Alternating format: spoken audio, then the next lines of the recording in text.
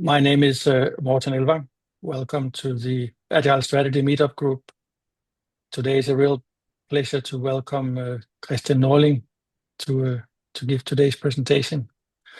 Kristian has offered that you can ask questions during the presentation. So in that case, just to have a bit of formality, please raise your hand and I'll make sure that Kristian notices it. Other than that, we will follow the normal format with a 30 minutes presentation and 30 minutes for debate and questions, etc. So Kristian, really good to have you here. Thank you. Please. Thank you. I'm super happy to be here. Kind of excited to talk about what I love, strategy, and my own research that I have done together with Per, Anna, Jonathan, and Christina, who are not here today, but I would like you recognize them that this is a collective effort that I'm presenting today, even if I'm the first author of this research project. So first of all, who am I? I've been working in the public sector mostly, but also in the private sector, at the crossroads of communication, IT, and organizational development, mostly in public sector, but I have experience also from the private sector. Today I'll focus on strategy from a public sector point of view. So you have to mind me that the whole paper or the research project is about public sector strategists in the context of Swedish public sector organizations. So your context might differ, and that's okay. But so you know where I'm coming from and where this research is situated. I'll talk more about that later.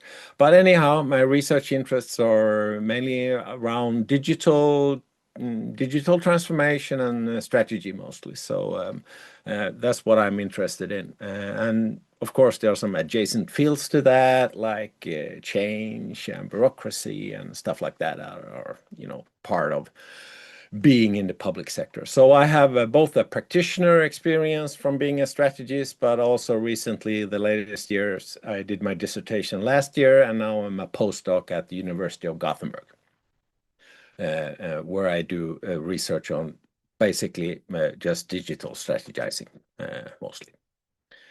So today I'll talk about this research project that we have done. We have studied, so how is it to work like a strategist?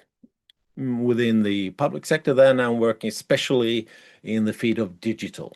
So what is it like to work as a digital strategist in the public sector? Oh, it's kind of hard. It's a challenge that I think many strategists feel, they understand that it's hard to work as a strategist because you don't have the mandate or authority, but you have a seniority role and you have influence. But how to work with that and how to influence strategizing and change. And especially comes to digital and the idea of digital strategizing. I think that has some connotations for the role itself. And then what is digital strategizing? Well, according to Morten and his colleagues, it's a domain. So it's focused on the interplay between digital technologies and people at different levels, right? So it's about transmitting, implementing, hosting, and supporting strategy.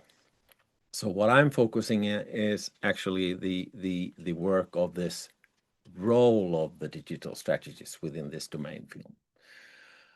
So then if you want to understand this domain, it's really important to understand what it's like to work as a strategist, I think. So that's why I picked up this thing from Morten and his colleagues to, focus on this idea, because there's not much written about the role of the strategist. Mostly it's about the top management team and middle managers when you talk about strategy. Most research articles are about that, not so much about the strategist role. It used to be big, like in the 70s, was more about the strategist, and now it's more about the top management, and now we talk about open strategies, now it's everybody. But we still have this role of the strategist, right? So I think it's kind of fascinating to look at that, especially since I've had 3 strategist roles myself, so I have some, insight into what it's like to work as a strategist. So there is this paradox, right? That strategists must deliver something. They must prove their value and deliver value, but they have limited formal authority to do so. You can't demand people to do this or do that. So they have to work with different or other mechanisms to achieve that. So as one of the informants said, I interviewed 22 strategists for this paper. My role is essentially to be the spider in the web. Most often it's about knowing where to turn, right? And which people you should talk to. So that is the role of some kind of conduit, a facilitator, intermediator, or something like that. Got me interested. Also, let's dig deeper into that. So the question that we try to raise in this research paper is, so how do strategists achieve agency or strategic agency, even though they have this limited formal authority? So that was the question that we tried to answer in this research paper. As one of the informants said, that working as a strategist requires a lot of self-motivation, personal commitment, and passion, and delivery of results. This was what the informant was talking about, to move things forward, especially in a administrative, the informant meant bureaucratic organization like this, right? So theoretically, or the concepts that we use in this paper is first role theory, and especially the idea of role discrepancy. So roles are, we have different roles at work than we have at home. So it started there. You do some kind of transition when you go from your work role to your, personal family role, whatever. You do this kind of transition, and then you have the discrepancy of how you are at work and how you are, with your friends. You're not totally the same person, right? There's a lot of written about that, and some also claim that there are role discrepancies within professions as well. Especially that Takasi paper from 2006 is about the roles of nurses. Not much written about this, as you could think. And then we, of course, have the strategy as practice. So what is it like to work, everyday strategy work? What is that? There's a lot of research on that, and great research about that. And it's just a few of the references that we used here. And then there's this idea of the strategic agency, so the ability to influence or, despite the constraints, limited formal authority, and etc. Right? So these are the theoretical foundations. We had the research questions. So how did we do this research? Yeah, well, we studied job advertisements, because there is an open data thing in Sweden that you can look at all public sector ads are there. Not all private sector, because it's not mandatory to post your available job ads there, but for the public sector it basically is. So we have all the job ads for the role of digitalization strategist. Or digital strategist. Those are just 205 for the period of December 2014, when the first job ad was posted. So this role is quite new, right? And then it's 205 of those. Then we did 22 interviews with digitalization strategists, and did some initial analysis, looked at the job ads, used some computational text analysis techniques, etc., to do some exploratory stuff. So what do we really see here, right?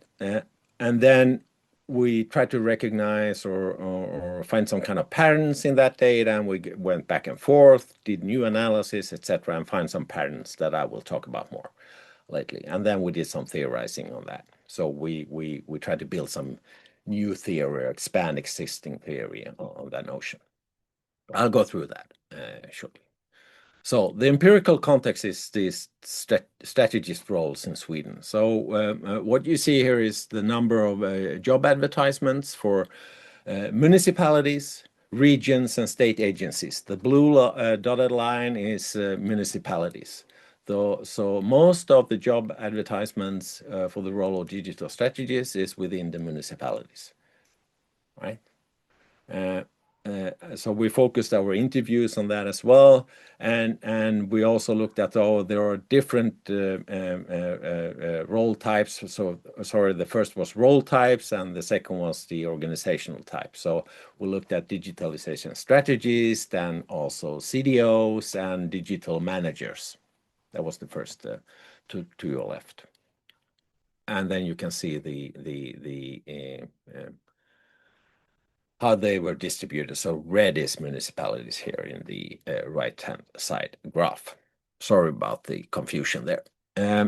So now you know how the trends look like, and it's all those ads, of course, peaked during COVID because organizations needed an injection of digital competence during that period, because we had to do stuff digitally that we didn't do before it. So what is then role discrepancy? So in our case, we took this theory of role discrepancy and said that, okay, so you had this formal role description in the job ads. It says something, right? It describes on what kind of skills and experiences you need as a digital strategist. And then we have the interview. So what is it really like to work as a strategist, right? So there's the interview data from the strategists and them telling us what is it like to really work as a strategist. And we found that there's a big discrepancy between what the formal job ad says and what the job actually entails. It's not the same thing. So this is the discrepancy we are talking about here, right? So we have some kind of productive, we call it the productive tension between the former role and the role that the strategists enact in practice. We think this is a productive tension. We thought about liminality, of course, this in-betweenness. So these strategies are in between this formal role and the actual role. So because of this in-betweenness, they can, take on roles that they normally couldn't. So these all interact, right? So as one of the strategists said, when asked at a dinner, what is my job as a strategist? Well, this person told people you should meet each other, or you should meet me. That was the role of this strategist. He explained it so well. It's more about connecting people with ideas and so on. So in order to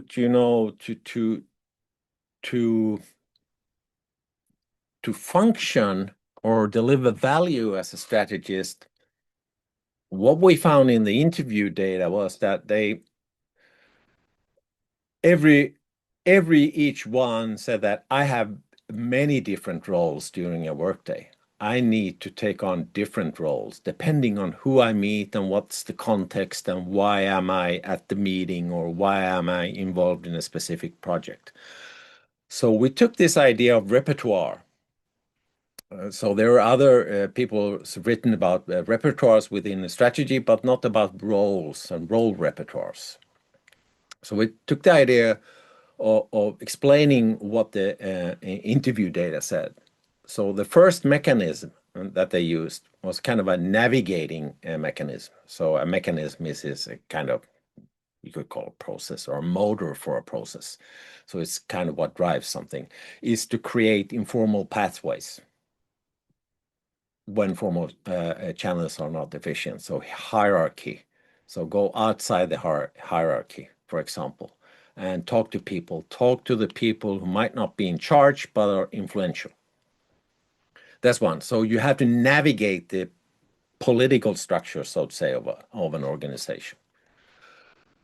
And the other thing that made them successful was embedding in operational work. So even though you have the title of strategist and your job is to, have strategic thoughts or strategic thinking, they thought that, well, in order to be successful at my work, I have to embed myself in operational work throughout the organization.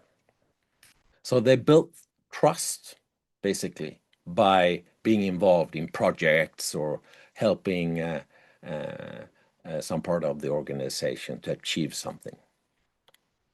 And the third one was this idea of consensing, and this comes from my thesis work. So consensing is the process of creating a shared understanding.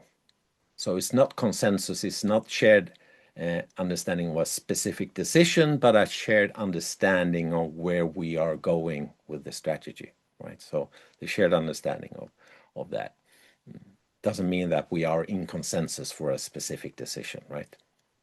So this idea is to facilitate this understanding amongst stakeholders to align them towards the strategic goals that you have set.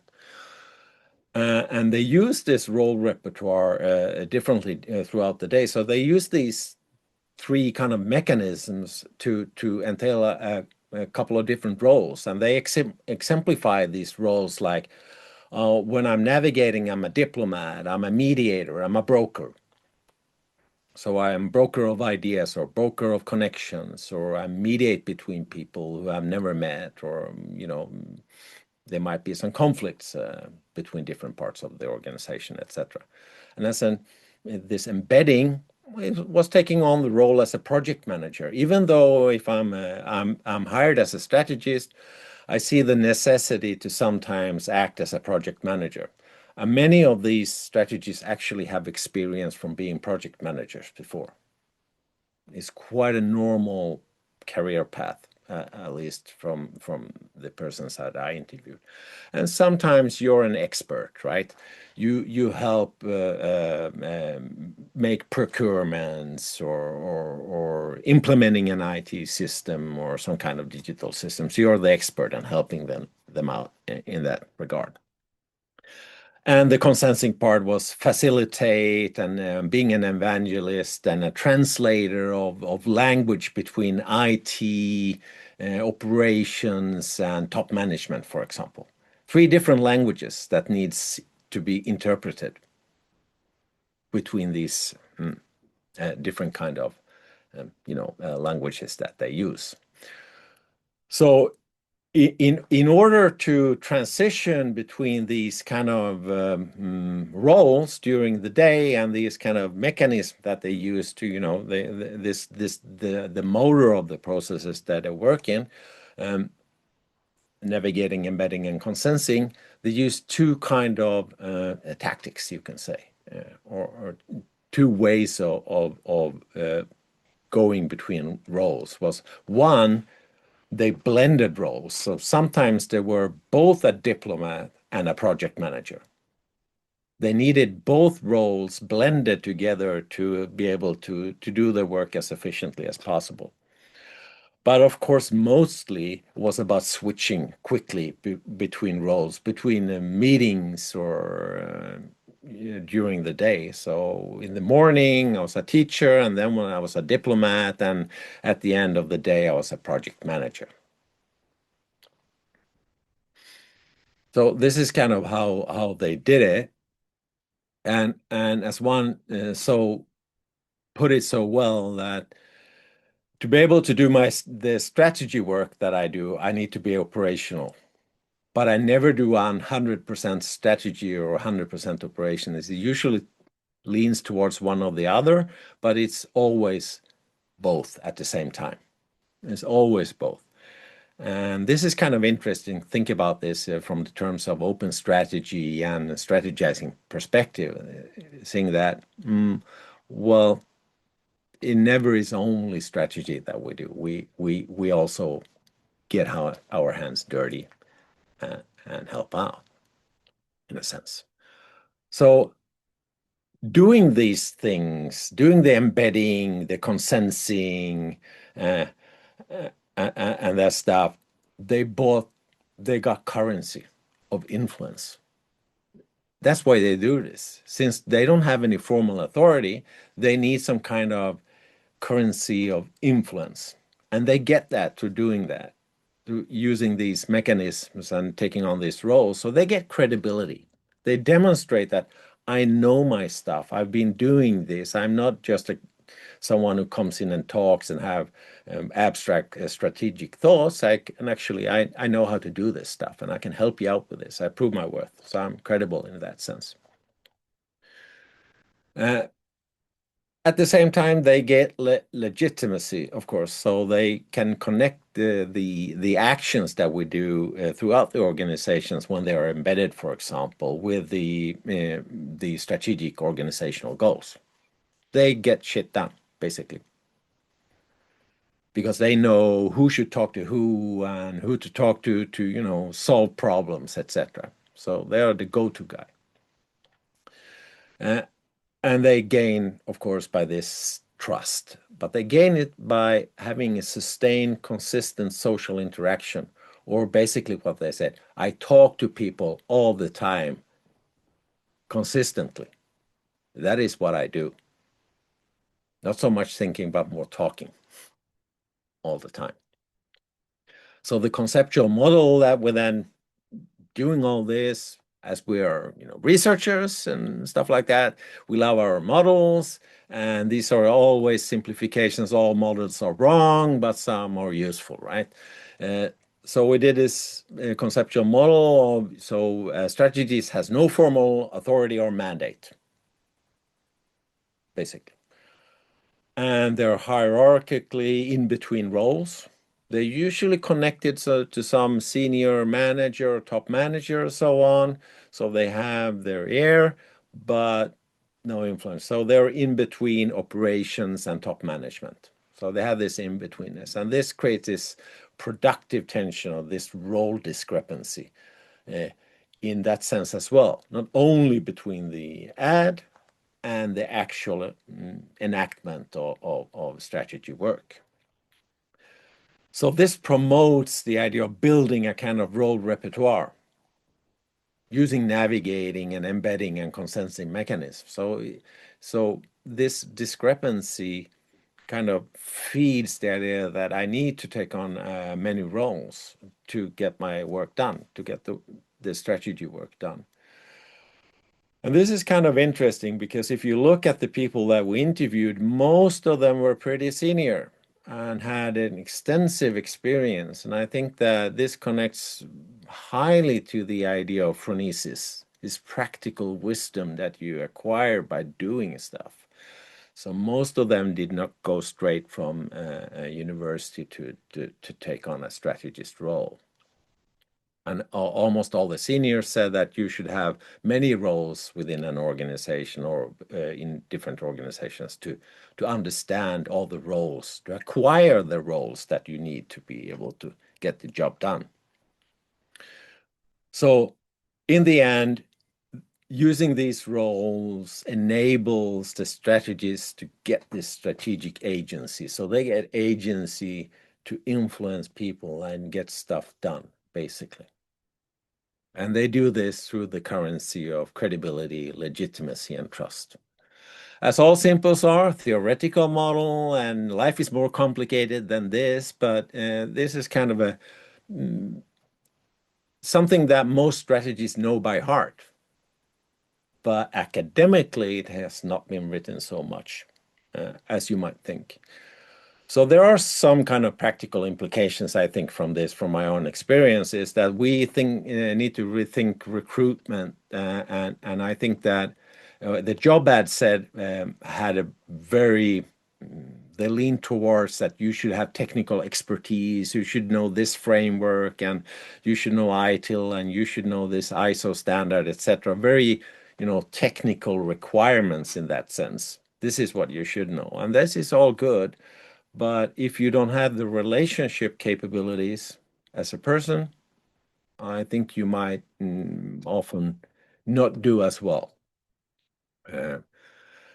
And we should also support this kind of role fluidity, not only for strategists, but for throughout one's career, that you should be able to, within a role, take on different kind of activities and roles within that to acquire this kind of repertoire of roles. I think the idea of role repertoire is very useful, not only for strategists.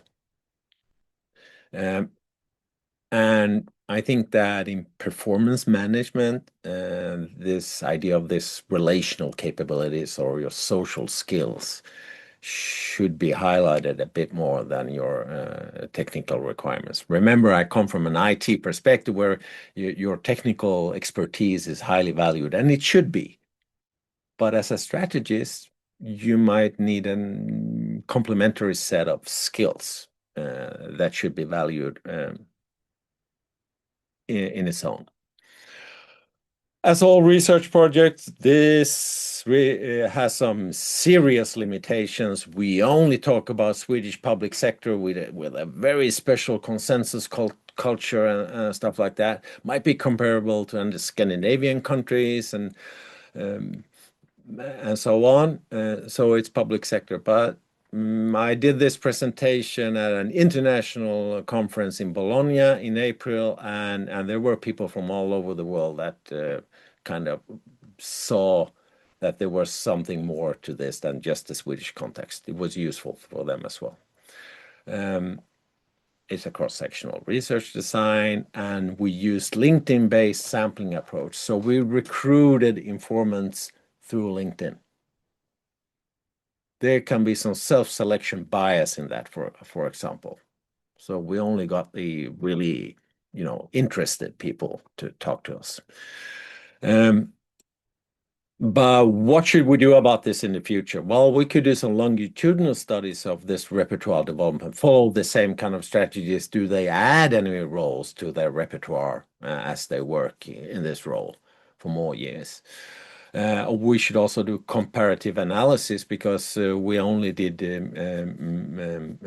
Swedish right now, and we could do more kind of organization. We could do private sector as well to see if there, if it goes there as well. And then we could look at these organizational support mechanisms. How can we support roles that do not have formal authority in the same sense that, like strategists, like many roles are similar to that in that sense, because very few are managers who can tell people to do what to do. So finally, some conclusions. Hey, I had 2 minutes left, Morten. Yeah. I timed this. So role repertoire enables this strategic agency despite the formal constraints. That is what we can say. So using different roles, they gain these currencies of influence. And this emerges more through relationship building than position authority. Even though they are connected to top management, often it comes from their relationship building skills throughout the organization. And understanding these dynamics will help why experience is so vital in a strategist's role. To get this practical wisdom, this phronesis, this idea of phronesis, I think often matters more than the formal qualifications of some kind of technical skill set that you need. Because the experience is, to me, I think this is vital. I'm not saying this only because I'm older and all that, but I think that when I first started working as a strategist like 15 years ago, I wasn't really ready for that role, to be honest. Today, more so. But that's just my experience. I think you guys have other experience. So I also added and I think, Morten, you will distribute the slides, right? Yes. Yes, Yeah. so you will get the full reference list of all the articles that I mentioned in this presentation and was referenced, so you can read them. Really good, interesting articles there. And with that said, I'm on LinkedIn on that QR code, and thank you. Thank you, Kristian. Any questions? Or I have one question just to open up, and actually many more if time's allowed, but we'll give everybody a chance to chip in. yeah. How do you see the connection between a strategist and a product manager? What's the connection? And of course, this might be down to local uses of language, etc. But I was wondering, is there some significant difference, or is it same role at different levels, or how do you see that?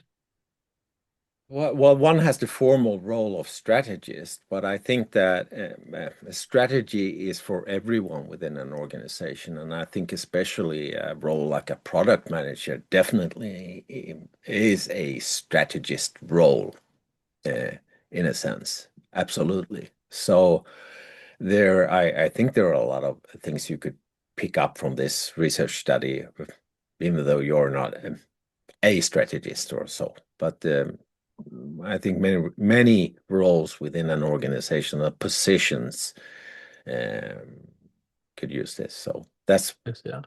I hope I answered your question. Yes, thank you. I was actually wondering, I don't know, I'm a little bit cheating now because I said only one question, but do you use the term strategist in Swedish language? Because I need to double check, but I don't think we have that in Danish.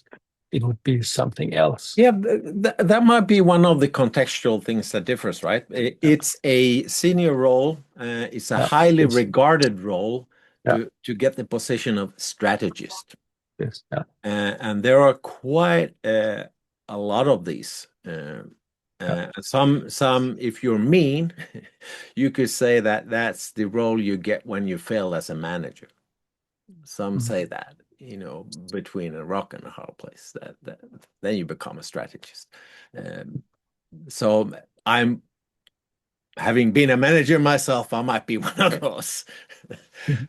Yeah, so that's a highly regarded role, and there are quite a lot of those, and they get and rightly so critique that there are too many. So Yeah, what do all these strategies do at work? What do yeah, you do? yeah, What's the value you deliver? yes, yeah. I'll take it on me to investigate what's the Yeah, term then. yeah. Any questions from anyone or any comment to Kristian's presentation? Yeah, I've been working in Ericsson for 28 years, Cool. and I've seen a lot of these people come and go, and we never called them strategists. Yeah, They were always something else, but the influencing without authority, that's what characterized all of them. yeah. So I think maybe that is the core of what these people are and what they are doing, not the strategy itself. What do you think about that? I think you're totally correct. As I said, this is a formal title that some people have gotten, but I think that basically what I'm describing is someone who gets shit done, Mhm. even though they don't have formal authority. So I think it applies to a lot of roles. Yeah, you're totally correct about that. But to be academically specific, it's always good to interview those people that actually has that role. So that's what we did, to prove that this exists, basically, or we found out that afterwards. But I don't know if I answered your question, but you're totally right about that. I mean, a lot of people working with strategy that are not having the title, and that's how it should be. Thank you. Any more questions or comments?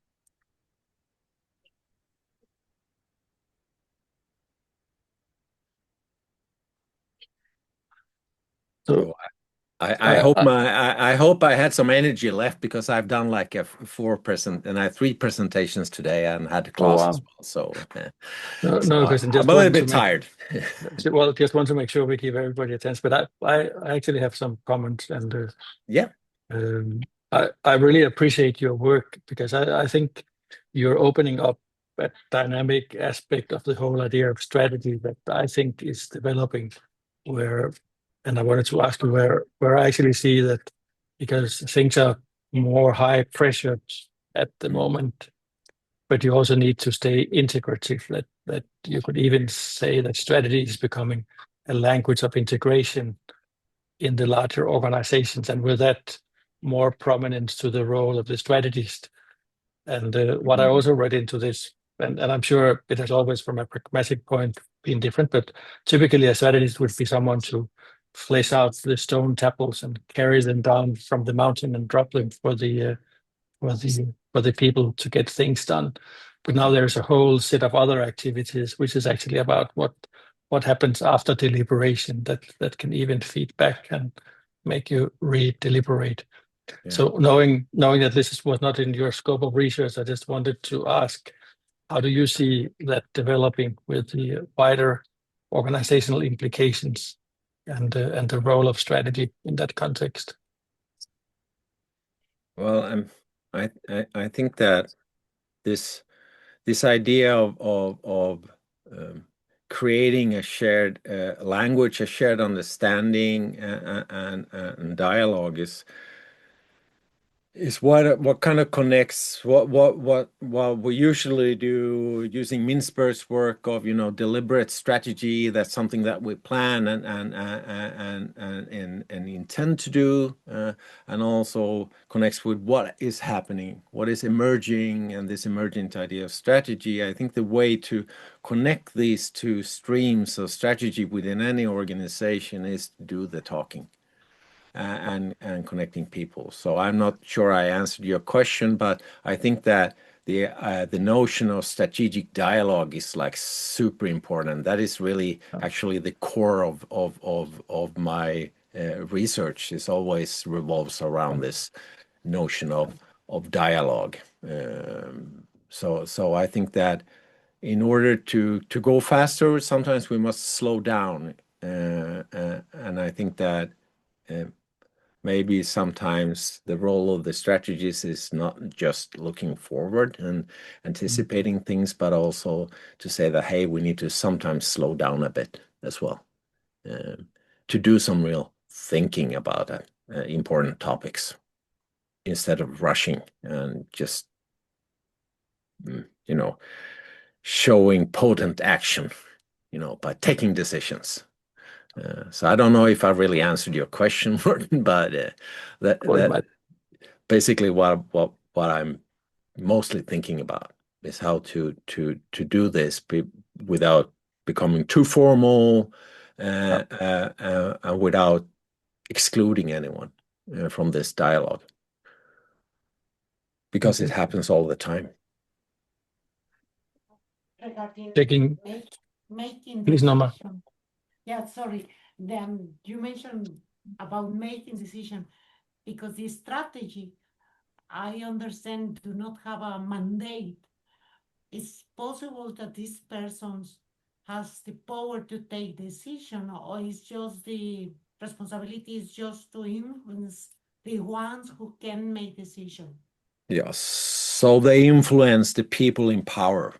Basically, so they are ghost whisperers or confidants or consiglieres, or what kind of language you want to do. Yeah, trusted advisors, mostly. So people tend to listen to them, but take their own decisions. And usually they have the ear of the top management, because those are the ones who recruited them. But to be able to get stuff done, they also need the operational connection. So with the operations as well. So they need to get their ear as well, in a sense. So you're totally correct. It's indirect influence in that way. So they do not take decisions themselves. And that is the tricky part of the job.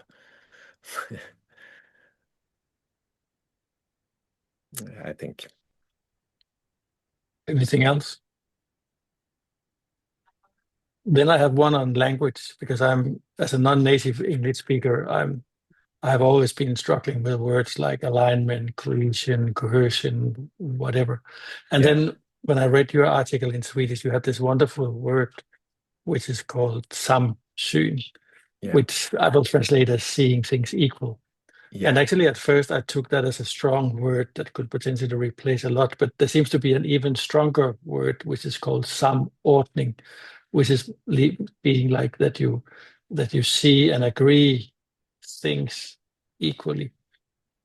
Despite it's not as short as samsyn, I was really intrigued, because it seems to be like you have a word in Swedish for this groundedness, that everybody knows what everybody is thinking. And then on top of that comes choice or consensus or whatever. Yeah. Is that correctly understood? Yeah, and I think that might come from this strong notion of this idea of consensus. I've read people's claims that this comes from before the Viking days when Yeah. we had this Folketing.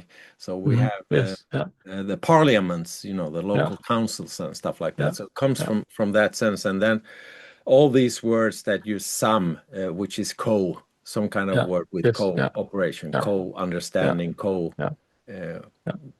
Yeah. so we have a lot of those words, and consensing, using that word in English, is some förstå, is a Yeah. co-understanding. Yeah. Yeah. But that's a constructed word, right? It's something you created, consensing. No, I borrowed it from a 1970s era thesis where someone Okay. actually Yes. Yeah. used that word first time, but I kind of Yes. Yeah. revived it for the digital Yeah. age.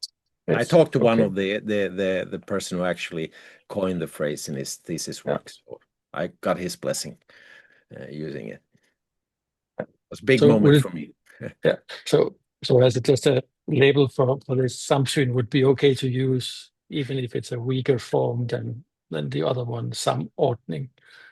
Yeah, maybe that could become one of these words that the Swedish language has given English, like smorgasbord and what is it, ombudsman. Yeah. I think Yes. those are the two words. Yeah. Might Yeah, be it could be because I think actually the world is in a need of a more clear word like that. At least I found it really useful. Yeah. So, thank you, Morten. I would be happy if that was the case in the I future. tried to construct a Danish one, but it was much longer and nobody got it. So now I'm using Samsung with permission after this conversation. You don't need my permission, but I'll be happy to see you spread the word of the use of Samsung. Very well. Any way I can help you, Morten, with that. I'll be glad to. Okay, I'll pick you up on that. Yeah. Any more questions, comments? I can ask one question. Please. Yeah, Yes, hello, Samira. I'm Samira. Thank you for interesting presentation. So I'm also working as a consultant, helping a lot of different businesses and places with strategy and marketing. And I'm curious about your perspective when it comes to business culture and self-awareness among the team, the business. It's an interesting case, I think, because sometimes you can step into an environment and you see a lot of silos, opportunities for improvement, and so on. But Yeah. that's always, of course, how people see it themselves. And there's always that balance about accepting a certain culture and highlighting what can be improved. So I'm just curious about your perspective on that. Oh, well, thanks. That's a great question, by the way. I think that coming in as necessary is always nice, right? Because you see, you can quickly see things clearly that might not be the case if you're an insider. Although you don't have the whole contextual, information that's needed. But I think that what is important if you work in this kind of strategic role is to not work against the culture, right? So you need to work with the culture, but you need to do as much as you can within the limits of that culture to expand it or change it in a way, because even though it's not Drucker who said it, right? Because it was Shine about this culture, it's a strategy for breakfast. I don't really buy that, but it's highly influential, of course. It's important to be aware of that factor. That's why I also think that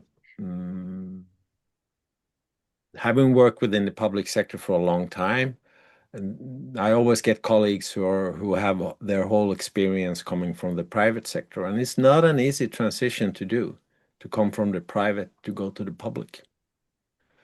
And most of them actually go back to the private sector after a few years because they thought it was too hard to understand the culture, I think. So Yeah, it's a great question. I don't think I answered it because I don't have any answer, but that was my top of mind thoughts about it. Yeah, no, thank you. It's interesting, definitely. It's probably a lot about personal match and preference as well.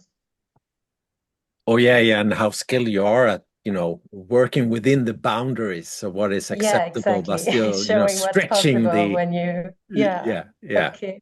No, but thank you for sharing your thoughts. Yeah. Thank you. So one more question from me, Kristian, and I realize that some of the things I'm asking might be beginnings of longer conversations, but just to bite the tip of it here, that you talked about this strategist as a person without formal influence, but then I think you also allude to what you can call like a meritocratic role, is that you have influence because of your role. Mm. And how do you see sort of this idea of mediocrity or against more formal roles? Is there a change towards the more competence skill-based organization where you are what you contribute rather than a formal role given in a hierarchical form? Is there any evolution in the workplace, public, private, that you have seen? That's a great question. I don't think I have a good answer for that. I think that is even within a organization that would differ from different parts of the organization depending on how large it is. But I think that we have to keep in mind that most organizations are political. So meritocracy is not as prevalent as we would like it to be, because those who knows how to play the game are usually those that advance on the career ladder, so to speak, and especially the role of a strategic role, a strategist role, is kind of sensitive in that way, and that's why I think that experience is really good to have, and be a bit older, is because you can speak the unpleasant truth to those in power. And as a younger employee, I think you would be sidelined quickly. But based on your merits and your experience, you could just say that when you have this phrenesis. That's basically my thinking. What exactly does phronesis mean? Practically acquired wisdom. Practically acquired wisdom. Yeah, so I'm a little bit of a hobby stoic, so it comes from that, but it's fine. about Greek philosophy, so it's acquired. So it's a bit, so it's a bit along. So it's a bit along the lines of meritocracy. So it's not the theoretical wisdom that you acquire from reading, but from doing, right? Yes. Yeah. So the thought I had on this is that the digital span of control is infinite, and traditionally organizations have been organized according to span of control, which has been building the hierarchy, and according to some politics also very much lives in this hierarchy or the aspiration to become part of it. But with infinite capability in terms of span of control, that could suggest more flexible ways of organizing, which would then a little bit eliminate the people in coordinating roles against other roles, which will probably take us to the whole conversation on where is digital and AI taking us when it comes to strategy. Any thoughts from your side on that, how it influences the role of the strategist and how we use strategy in the organization? That was kind of a lot of questions in one question, Morten, but could I pick up on the AI one? Yes, that's your privilege. So I had two interesting conversations actually today about AI and strategy, and other people have written better on this, but my thoughts about this is, so could we use AI in strategy? And I think that even though we know that AI, generative AI, especially stochastic parrots, right? We know that it's statistically based on and so on, and they do a lot of bot shitting, to use McCarthy's words, or hallucination.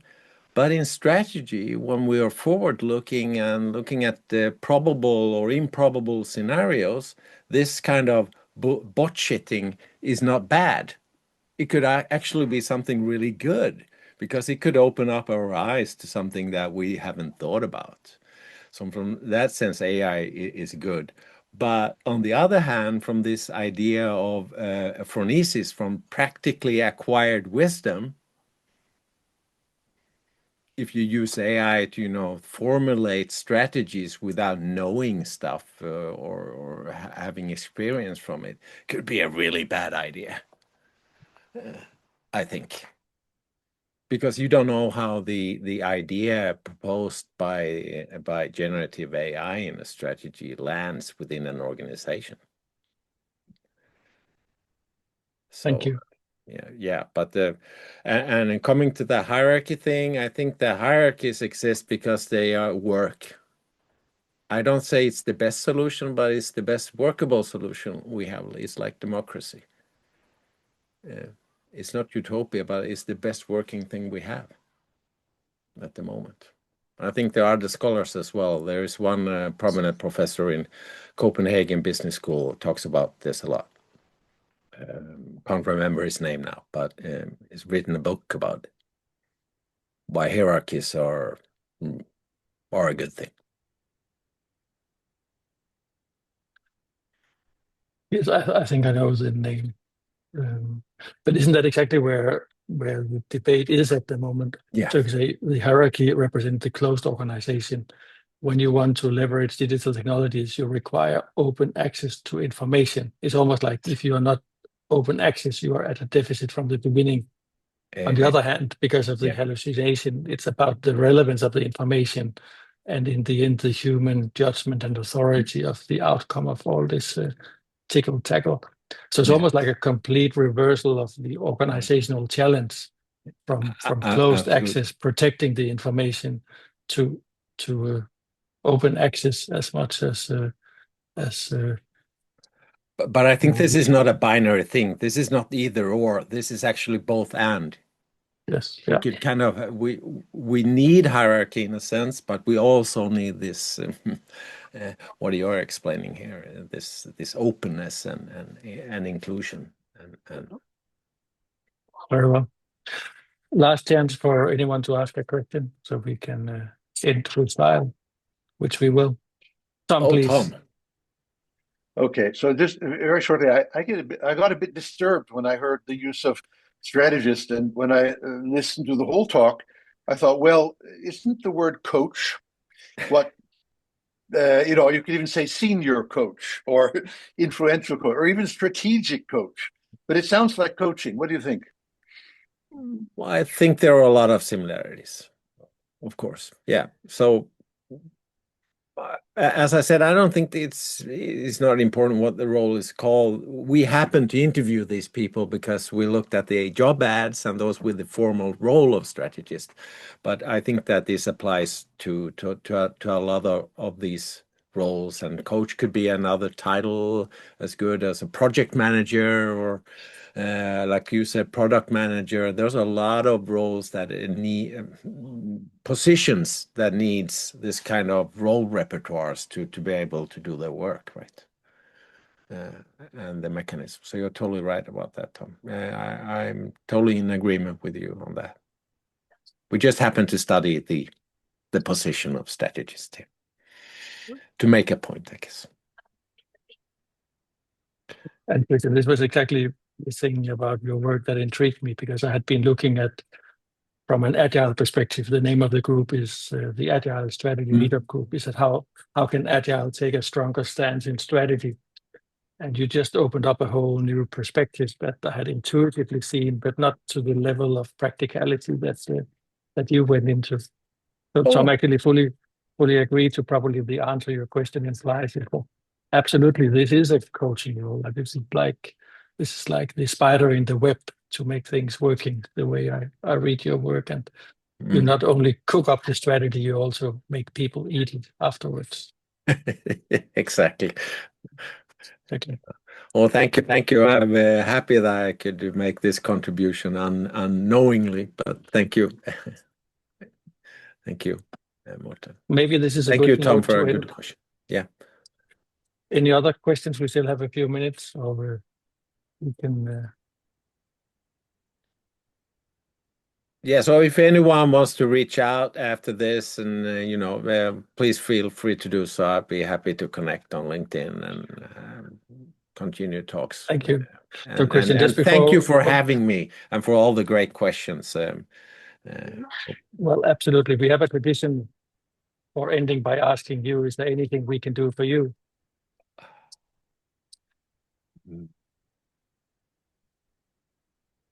You never know. I will reach out. Thank You know you. where to find us. Thank you. Thank you. Thanks a lot. Have a wonderful evening, and thanks a lot for a very good presentation. Thank you. Bye-bye. Thank you. Have a great evening and a great summer. Thank you, Kristian. Thank you, Thank you. Morten. Hi, Tom.